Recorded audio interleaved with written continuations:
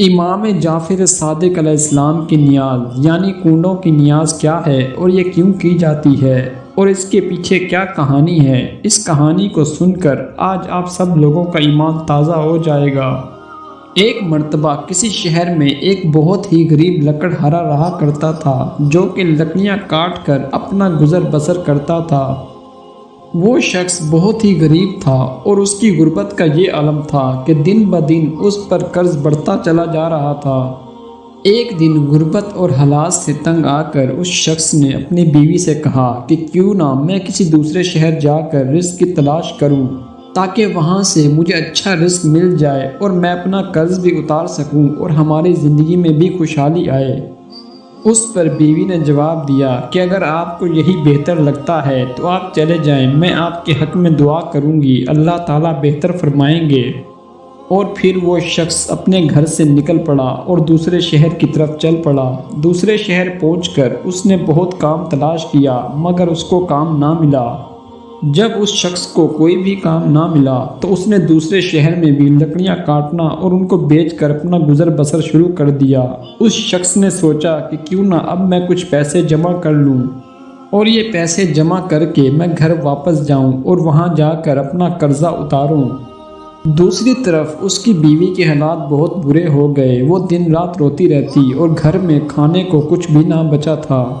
حالات سے تنگ آ کر اس کی بیوی شہر کے وزیر کے پاس گئی اور اس سے جا کر منت سماجت کی کہ مجھے اپنے گھر میں کوئی کام دے دیں، میرے حالات بہت برے ہیں۔ اس عورت کی یہ بات سن کر وزیر نے اپنی بیوی کو کہا کہ اس کو کام پر رکھ لو اور گھر میں نوکرانی کے کام اس کو سمجھا دو۔ وہ عورت اس دن سے وزیر کے گھر کام کرنے لگی اور اپنا گزر بسر کرنے لگی۔ اور یوں ہی وقت گزرتا رہا، دن مہینوں میں اور مہینے سالوں میں گزرتے چلے گئے مگر اس کا شوہر واپس نہ آیا۔ وہ روز رات کو رو رو کر اپنے شوہر کے لیے دعا مانگتی۔ ایک دن ایسا ہوا کہ وہ عورت اپنے شوہر کے لیے روتے روتے سو گئی۔ وہ سوتے ہوئے اس نے خواب میں امام جعفر صادق علیہ السلام کی زیارت کی۔ امام جعفر صادق علیہ السلام ارشاد فرما رہے تھے کہ اے لوگو بتاؤ آج کون سی تاریخ ہے؟ اس کے جواب میں لوگوں نے کہا کہ آج 22 رجب ہے۔ تو امام جعفر صادق علیہ السلام نے ارشاد فرمایا کہ اے لوگو یاد رکھنا اس تاریخ کو جو بھی ہمارے لیے خلوص دل سے نیاز بنائے گا اور لوگوں کو کھلائے گا، اللہ تعالیٰ اس شخص کی ہر حاجت کو پورا کریں گے اور اس کی تمام مشکلات کو دور کر دیں گے۔ یہ سنتے ہی اس عورت کی آنکھ کھل گئی اور اس نے جب دیکھا کہ یہ 22 رجب کی رات تھی، وہ عورت صبح اٹھی اور اس کے پاس جو پیسے جمع تھے اس نے اس میں سے امام جعفر صادق علیہ السلام کی نیاز بنائی اور لوگوں میں تقسیم کی۔ ابھی وہ عورت امام جعفر صادق علیہ السلام کی نیاز لوگوں میں تقسیم کر ہی رہی تھی کہ دوسری طرف اس کا شوہر جو کہ لکڑیاں کاٹ رہا تھا، وہ لکڑیاں کاٹتے کاٹتے تھک گیا اور اس نے غصے سے کلہاڑی دوسرے درخت پر دے ماری۔ بس کلہاڑی کا درخت پر لگنا تھا کہ درخت کٹ کے نیچے گرا اور اس کے نیچے سے ایک خزانہ نمودار ہوا۔ اس خزانے کو دیکھ کر وہ غریب لکڑہارا بہت خوش ہوا۔ اس نے اللہ کا شکر ادا کیا اور پھر اس تمام خزانے کو سمیٹا اور اپنے گھر آ گیا اور آ کر اپنی بیوی کو جب بتایا تو وہ بہت خوش ہوئی۔ ان لوگوں نے اس خزانے میں سے اپنا تمام قرضہ اتارا اور ایک بہت ہی عالی شان محل بنوا کر اس میں رہنے لگے۔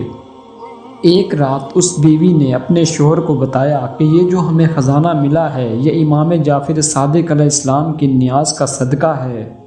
اس عورت نے اپنے شوہر کو اپنا وہ خواب سنایا کہ اس کے خواب میں امام جعفر صادق علیہ السلام آئے اور وہ ارشاد فرما رہے تھے کہ جو شخص 22 رجب کے دن کو ہمارے لیے پرخلوص طریقے سے نیاز بنائے گا اور لوگوں میں تقسیم کرے گا، اللہ تعالیٰ اس کی ہر حاجت پوری کریں گے اور اس کی تمام مشکلات دور کریں گے۔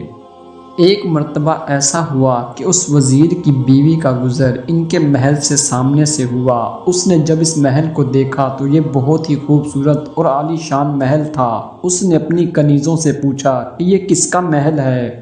تو اس کی کنیزوں نے جواب دیا کہ یہ اسی آپ کی کنیز کا محل ہے جو کبھی آپ کے پاس کام کیا کرتی تھی۔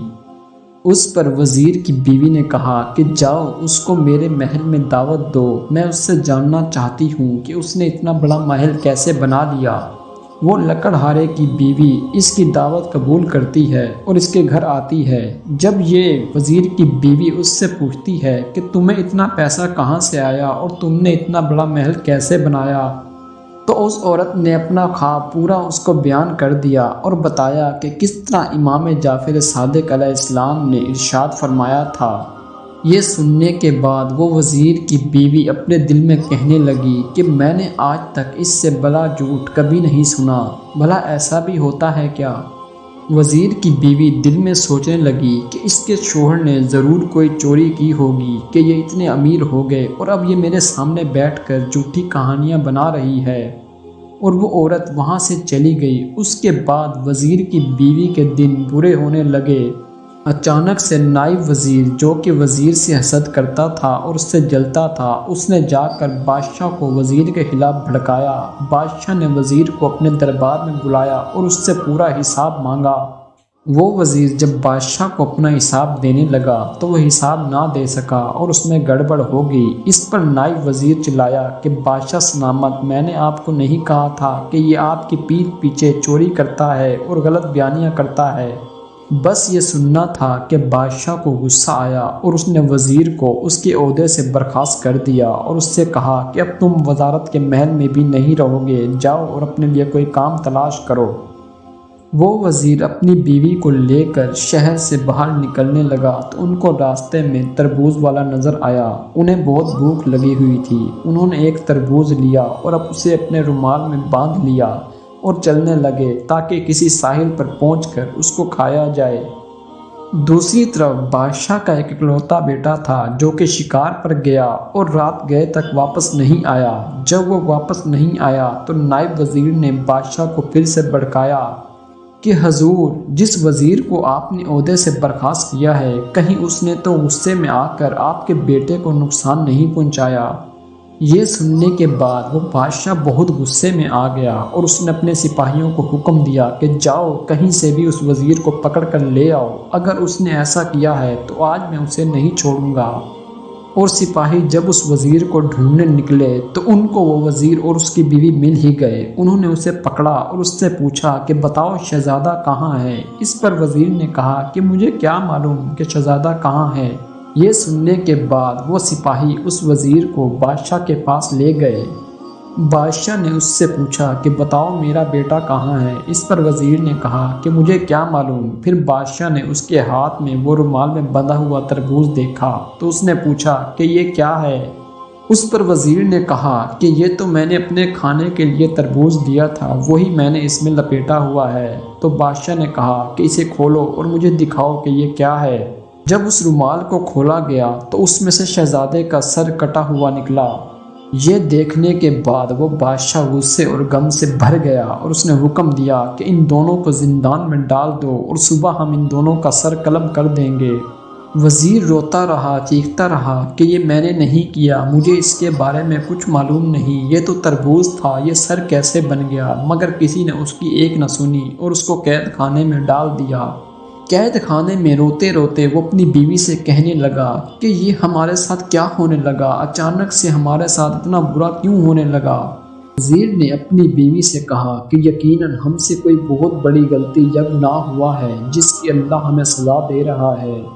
اس پر وزیر کی بیوی نے روتے ہوئے کہا کہ ہاں، برا تم سے نہیں بلکہ برا مجھ سے ہوا ہے۔ تمہیں یاد ہے کہ ہمارے پاس ایک نوکرانی کام کے لیے آئی تھی اور ہم نے اسے کام پر رکھا تھا۔ کل وہ میرے گھر آئی تو وہ ایک شہزادی تھی اور اس کا ایک عالی شان محل تھا۔ جب میں نے اس سے پوچھا کہ یہ سب کیسے حاصل کیا تو اس نے کہا کہ یہ سب امام جعفر صادق علیہ السلام کی نیاز کا صدقہ ہے۔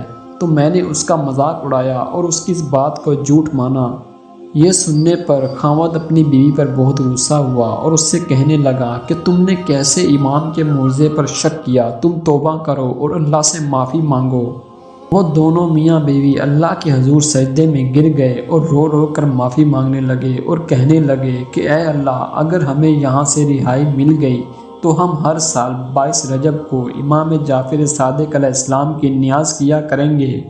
ابھی ان کی یہ دعا ختم نہیں ہوئی تھی کہ دوسری طرف بادشاہ کا بیٹا شہزادہ گھومتا پھرتا واپس اپنے محل میں آ پہنچا۔ بادشاہ نے حیرت سے اپنے بیٹے سے پوچھا کہ تم کہاں تھے؟ تو اس نے جواب دیا کہ میں تو شکار پر گیا تھا اور اب شکار سے لوٹا ہوں۔ تو پھر بادشاہ نے کہا کہ یہ سر کس کا ہے؟ بادشاہ نے اپنے سپاہیوں کو حکم دیا کہ جاؤ فوراً وزیر اور اس کی بیوی کو رہا کر کے میرے پاس لے آؤ۔ جب بادشاہ نے وزیر سے پوچھا کہ یہ سب کیا ماجرا ہے تو اس نے بتایا کہ یہ سب امام جعفر صادق علیہ السلام کی نیاز کا صدقہ ہے۔